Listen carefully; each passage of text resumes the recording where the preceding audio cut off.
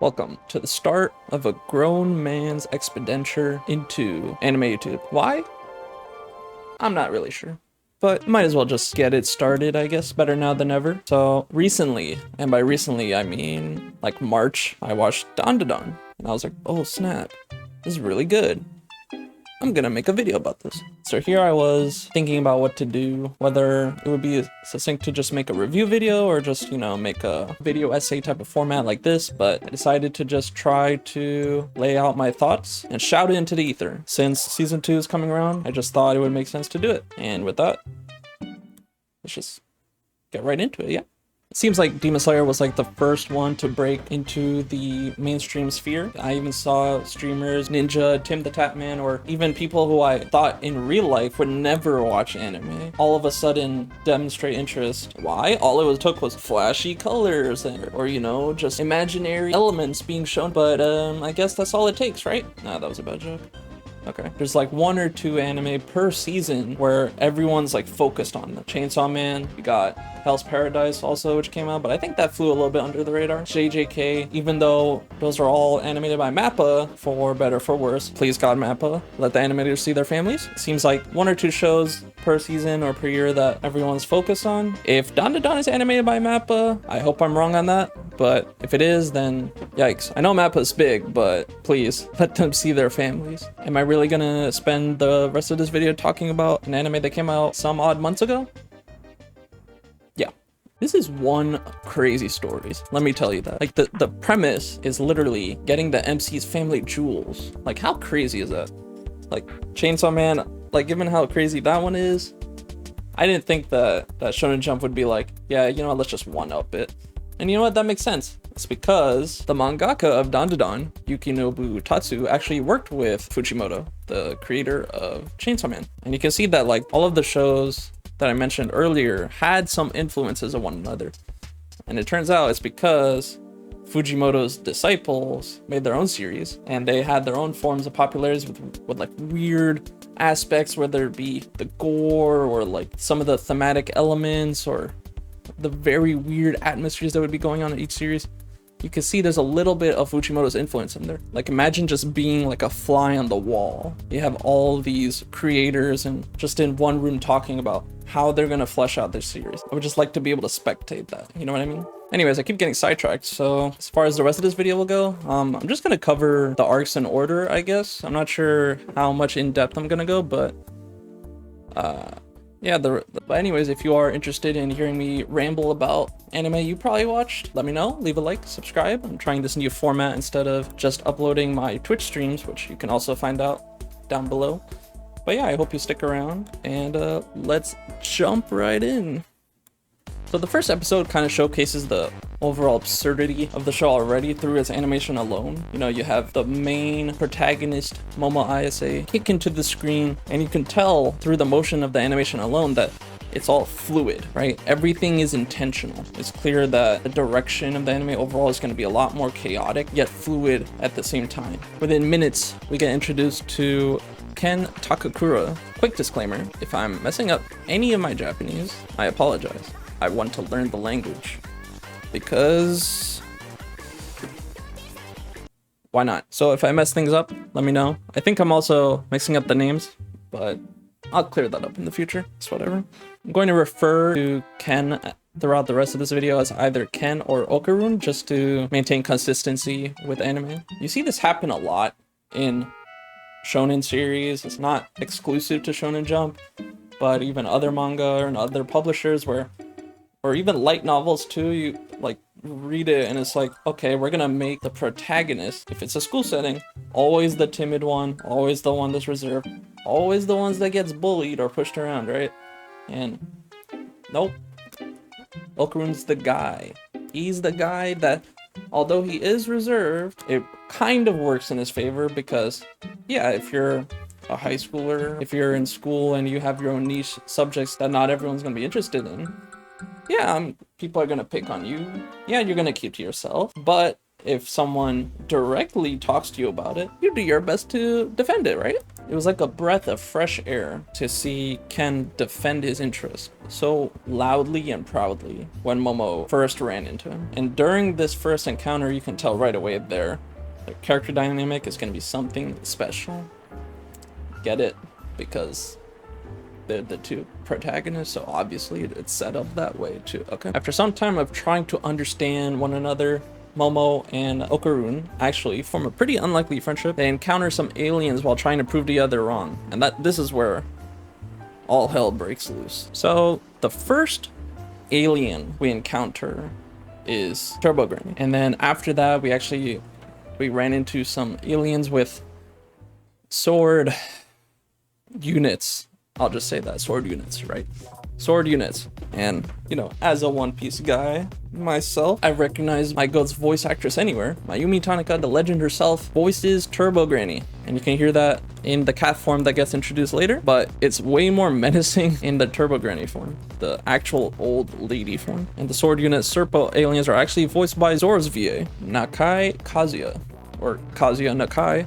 I don't know which way I typed it when I first typed this in the script is correct. I don't know if it's correct.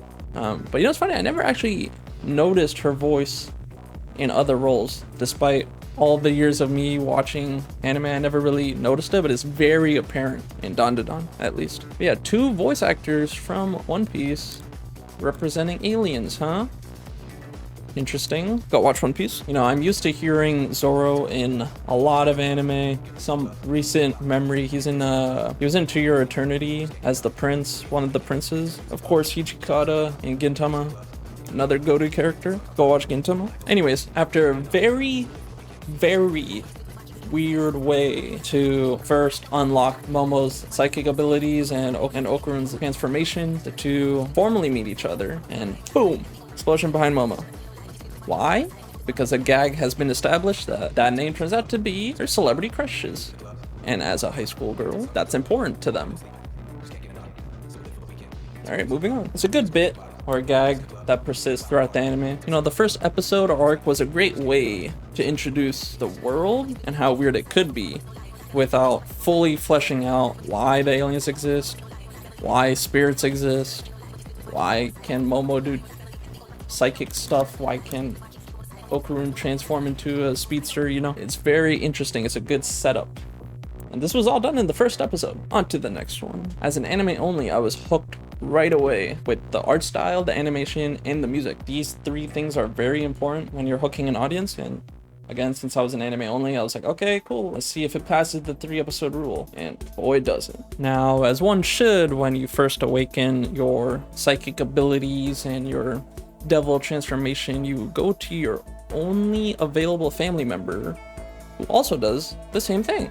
While they're heading over to Momo's grandma's place, we see the 2 protagonists interact again, and as someone that read JJK, unfortunately seeing how poorly the ending was, rest in peace to all my fellow JJK lovers, it's very cool to see the characters actually interact with one another. I mentioned before that I'm a big fan of One Piece, but sometimes you don't see them interact with one another, but whenever they do, it's always a treat. It's good to see that Momo and Okarun, they truly are like 2 protagonists. You know, not everything has to be meathead stuff. Not everything needs to be, okay, let's just fight. On to the next one. Fight. Again, JJK, thank you. Also, why? But, you know, slow down, interact. It's cool. You get to see the thought process. You get to see some motivations behind the characters. And also, more importantly, personalities. And you can tell that Momo and Okarun are actually trying to be friends. Momo recognizing that she messes up when seemingly insulting Okarun, immediately goes to comfort him. So, you can tell that closeness is already getting there. I'm totally not bitter about JJK. Why'd you end it like that? You cat man? What was I talking about? Oh yeah. Sumo alien. While they were having a good wholesome moment, they got visited by a sumo wrestler alien because of the barrier being enclosed right away. And also, what's up with that? It literally happened within a minute of taking down the barrier. Were they just like constantly hovering around the area? Or is it because of Turbo Granny's presence in Okarun? That's possible. When the sumo guy first shows up and just goes on and on and on about bananas, I'm thinking, man, a lot of banana talk in this show, huh? A lot of talk and scenes about genital areas. And at this point, keep in mind, it's been like 2 episodes. We're like halfway into the 2nd episode at this point. Surely this is all a coincidence, right? No, I have seen a lot, and I mean a lot, of degenerate stuff in the past, throughout my life. In and out of anime, or gaming, or movies, or anything. This is kind of like very much honing in on certain things that I will address later. For some reason, I was under the assumption that the sense of scale would be a lot more grounded. Everything would be like more human height, or at least normal in terms of scale, right? But I guess I was just flat out wrong. Like, the sumo alien was massive, and I think it even grew at one point. I was able to recognize where the sense of scale would go by the end of the series, and it seems like there's already plans for that. Now, we're able to see here what the full throttle Okarun looks like, and he's one speedy dude. He pulls the Kenkaneki hollow mask looking thing. It does look sick. I won't lie, you know, like this goofball looking like this. Man, even the voice acting changes. Even though it's the same dude, like the direction, you could hear the difference in voice. It's like they are different personalities. And once again, since it's a fight, it's gotta be flashy, right? Not like beginning after the end, or at least so what I've heard anyways, or read online. But it's flashy, it's colorful, very chaotic, very fluid still, and the MCs win. If this is what the rest of the season has in store for the rest of the fights, or the rest of the arcs even, and it just needs to have a little bit more story to it, it's automatically like a 7 out of 10 for me. I guess we'll see in the next couple arcs. Aside from my jaw dropping when I was seeing Seiko ISA for the first time, it kind of hit me. If you were a famous exorcist or someone that gets rid of spirits for a living, yeah, you would be pretty efficient in how you would do it and what you would use, right? But a baseball bat, that's pretty unique. It's kind of like if Stella or Kayla's from Honkai Star Rail decided to be an exorcist part-time. Bad joke. Grandma over here, the young looking grandma over here, is the person that kind of gives us the first taste of the world building. This is the first time we're able to learn about how barriers work and how spirits are bounded to territory or localized to specific areas in the geography, either based on their circumstances of how they died or how their powers were, kind of influenced by JJK. I'm sorry to bring it up, but like, I got it, right? Barrier techniques. Okay, whatever, cool. Enough JJK, sorry. Now, Turbo Granny comes back into the picture because little did we know, Okarun wasn't really supposed to manifest Turbo Granny that well, at least without any drawbacks, right? So she comes back and threatens to kill everyone. And it is actually pretty menacing. She like kind of takes over a full like doorway. There's a scene where like it looks very creepy and it's very well done. It's Turbo Granny with like the eyes just like looking out into the hallway, and it's just Momo, right? Very creepy, very well done. So we got the backstory on Turbo Granny, how that happened, and it's actually pretty, I mean, it's not wholesome, obviously, right? Like what happened, but noble, I guess is the right word, where she was killing stuff that were harming other girls. Very noble, still murder. Okay, I get it though. Because of how prideful Turbo Granny is, there is a challenge with the protagonist. And they actually, Momo and Okarun both go there to the tunnel in traditional clothing. Ba-ba-da-ba. Historical facts. Sorry, I'm grabbing my tablet for notes because I broke my tablet. We're good. Got my tablet. My script notes because I don't know how to pronounce this. Momo and Okarun both go to the tunnel where Turbo Granny is waiting in traditional exorcist clothing. Now, the clothing is called as shozoku, which are typically worn by Shinto priests. It's cool to see how mythical stuff or fantastical stuff kind of gets implemented within Japanese history. And you see this a lot in certain shows. Like it was a big theme in recent memory with Summertime Rendering. JJK, again, sorry for keeping on bringing it up, but it's very apparent there if you read it. Even in shows like One Piece, there's like certain elements because of the culture and tradition around it. A lot of Shinto elements and Japanese mythology gets implemented into these works. It's very cool, and it's a good way to kind of spread the knowledge or also get young audiences to be interested in history and culture. Now, as a dumb American, I can't really decipher what ranks the clothing are, because the clothings do have rankings based on the positions and the type of garb being worn. So maybe there's specific rankings because of the lineage of Momo, and also because Okarun's currently possessing a devil, right? Maybe there's a specific thing there? I'm not sure. During Turbo Granny's downfall due to her pridefulness and cockiness with the race, she summons a local crab demon? Ghost thing? You know what's funny is, like, they actually preserve, I guess it was obvious with Turbo Granny, but they preserve their memories and like their behaviors. So you see, it's a very funny scene, by the way. You see this scene where the crab just attacks a bear sign because they have an animalistic rivalry going on there in nature. It's so stupid. But little things like that brighten up the scenes a little bit, and it adds to the chaotic nature of everything. They even use whoever's in charge of like the score and the soundtracks, or the decisions around the score. Very good touch to add William Tell's overture to the mix. And it's used actually throughout, like a couple of times throughout the anime, so it's good to always hear it every now and then. Anyways, Turbo Granny's a cat. She's a cat now, like in Fairy Tail. But it's pretty funny, I'm not gonna lie. Oh, and the family jewels are gone. They've taken the kids. How could you, Turbo Baba? Now here's where the fun begins. I'm not saying like the first arc wasn't bad, but it's very clearly like a setup. Once we get introduced to Aira and her arc, that's when the show kind of gets cemented as like a must watch or must stay in terms of my watch cycle. Now, I won't lie, when she was first introduced, kind of a bitch.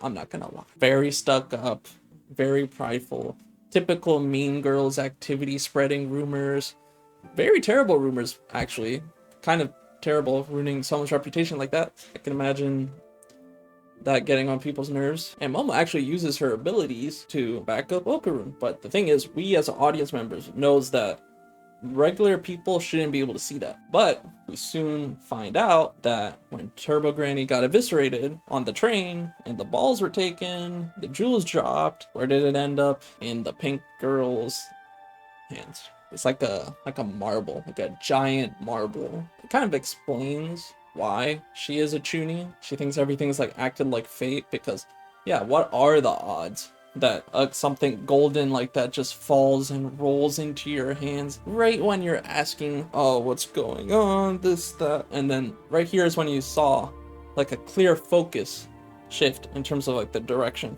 It kind of gets taken away from the main cast, and then it gets slowly shifted into Aira's POV, where it's like, oh, she's not like a side character, she's becoming a supporting cast, like kind of like in between side character and main characters. Like she's being part of the trio that you would typically see across many different series. And at first I was like, oh my god, I hate her. Why would you do that? She's terrible. And then I remember Orb. Shoutouts, Orb. You should watch that. I'll make a video on that. Yesterday's enemies might be today's friends, so who knows. And then the dancer appeared. At this point in my watch through, I was actually already aware, you know, thanks to social media spoiling everything. I was aware that there was a big episode coming up. I didn't know the context, but I did see some images. Thankfully, that didn't really hinder my experience at all. Everything we saw through the dancer fight and the backstory, especially, top notch. Like the setup and the fight leading up to the Aira and the dancer's backstory in of itself was actually pretty good. You saw the fight being flashy, movements, voice acting, the music, everything was cool, but the backstory was very realistic, and I think that's kind of what hit me the most. Like everything is shown through the perspective of Silky, the dancer, right? While you saw her, like her mental collapse. Now, I'm not a parent, but if that happened to my child, yeah, I get it. Seeing the dancer, or the mom, I guess, before she got turned into the dancer, seeing her work multiple jobs just to help her daughter as a single mother, very realistic. And when her daughter got taken away, I was very easily able to empathize with her. And that's on part due to the writing, and also due to how the direction was done. Like, it was like a solid half of the episode just dedicated to the backstory. It was very powerful. And notably, the last wholesome moment in that flashback is where you see the camera, or lack thereof a camera, but the pseudo camera rotate across the room as if it's a real thing, and you're seeing like the memories, the room rotates as a passage of time, and that is a very clever way of like showing time while also allowing us as the viewer to get a looking glass into people's lives. It's a great way to help audience members empathize with characters and the world that you're building. I wish that more series did artistic ways of doing that. When Aira's backstory was shown, we saw that losing her mother and being able to empathize with Silky was also like a way for me as a viewer to be like, oh, she's not totally a stuck-up snob. She's actually able to empathize and understand. After the flashback, you're able to understand that Aira can't just see the spirits and stuff because of the Turbo Granny. She always had like a spiritual affinity.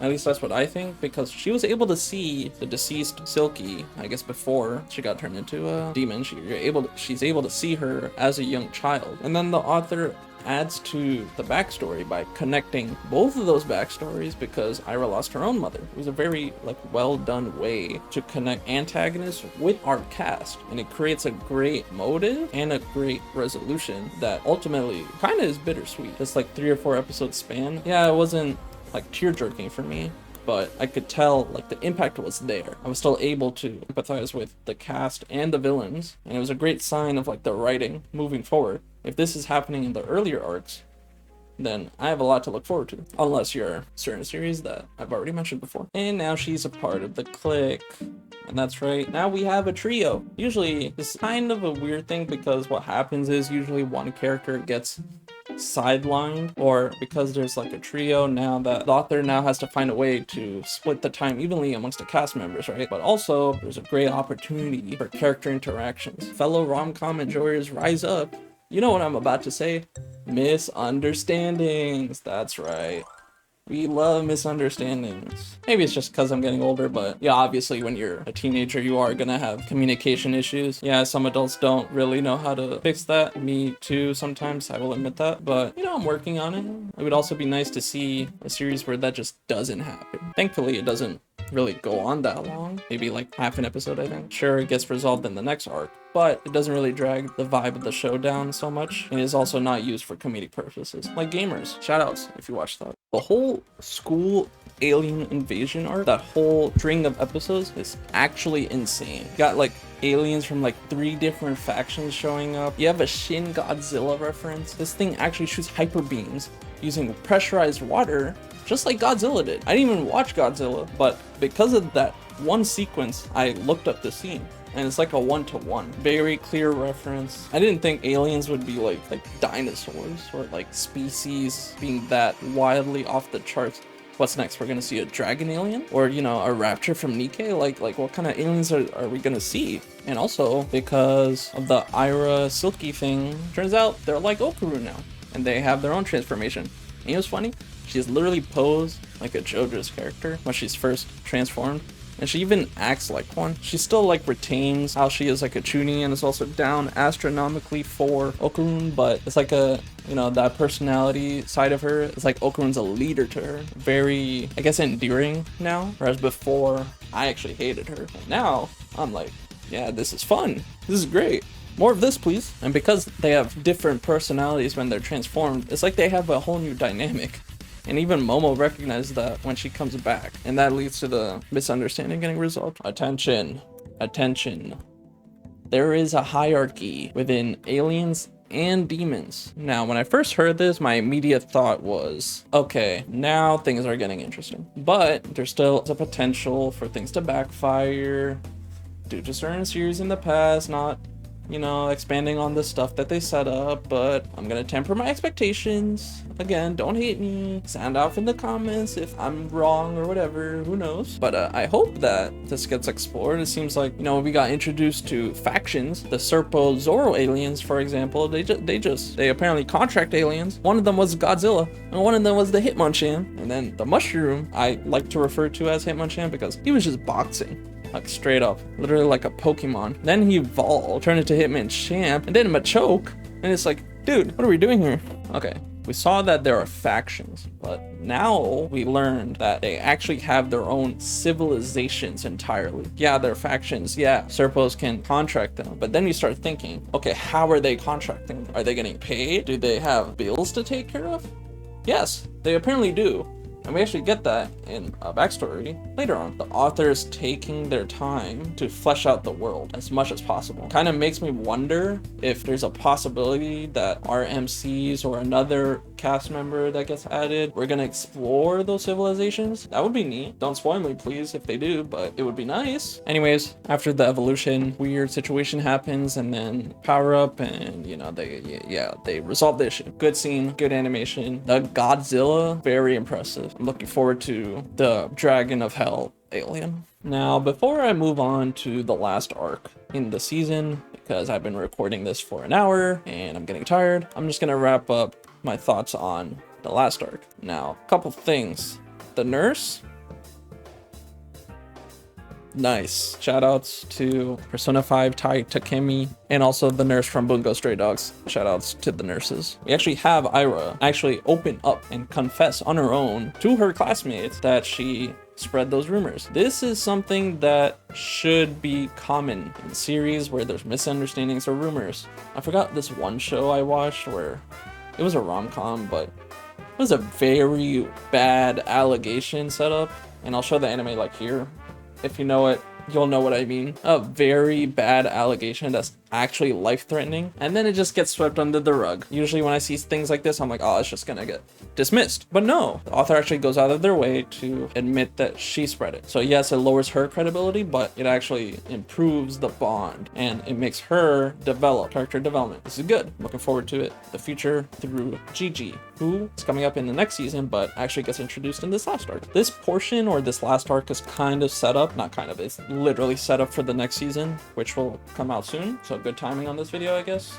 Maybe delaying recording this was a good thing. I don't know. Maybe we'll see. Jiji gets introduced and he's all happy-go-lucky, bubbly. When little did we know, this dude never sleeps. Like, at all. Man, I wish I had that power. Not really. That would be terrible. I can't imagine, like, having to sleep and you just can't. You can only do that when you're younger. You know what I mean? Chugging Monster energy drinks or Red Bull just to get through the day. All those coffee cups. It's not that you can't sleep, but how can you sleep when you have this thing watching you all the time? That's gotta be terrible. But, you know, he's very eccentric. His mannerisms are very expressive, almost to the point where it seems like he's trying to slither in between Okarun and Momo. But alas, you know how it is. Fellow rom-com enjoyers, you know what I mean? The childhood friend will always lose most of the time. So when the entire gang, minus Aira, made it to the town, immediately I was uncomfortable. It was like those Steam games where it's like a very uncomfortable feeling of like a hot spring, or like, I forgot who's the developer of those games, but these types of games where it's like very uncomfortable on purpose, and you're just going and you're exploring and you see people and some things just aren't right, even though in this show it's very apparent very quickly why that is the case. Like, you know,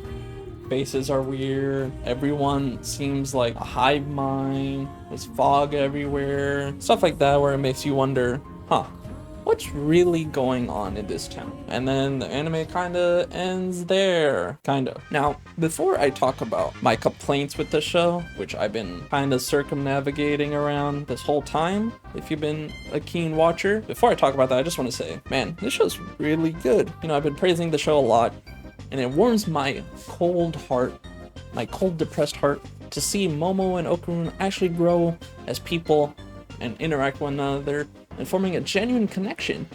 A very nice, wholesome relationship that could be akin to a romance anime. I don't know. Kinda. Hopefully. That would be nice. But I have to talk about the elephant in the room. Why does Japan like this assault stuff? I don't know. Why is it that in every arc of this show, someone is getting touched weirdly, or, you know, having their, or, you know, it just seems very weird. Now, look, I know what you're trying to say. I know what you're gonna say. Oh, but this is the show where the MC's balls got taken away, so you should have known this coming in. Sure, okay, Chainsaw Man's equally weird in that regard. I know that. I'm not, like, a prude. And I definitely watch degenerate shows, ecchi shows.